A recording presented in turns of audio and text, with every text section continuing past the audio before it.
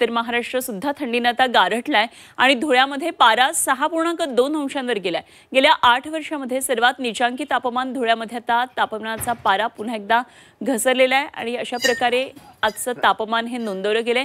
धुळे शहराचं नोव्हेंबर महिन्यामध्ये तापमान 8 वर्षांच्या या सर्वोच्च नीचांकी नोंदवला गेलेला आहे आणि तापमानामध्ये मोठी घट झाली आहे। थंडीमध्ये मोठ्या प्रमाणात वाढ झाली आहे। शीतलहर येण्याची भीती व्यक्त केली जाते। तर थंडीच्या प्रमाणात वाढ झाल्याने जनजीवन सध्या विस्कळीत झालंय। अर्थातच लोक व्यायाम करतात आणि थंडीची भरलेली हुडहुडी घालवण्याचा प्रयत्न करतात।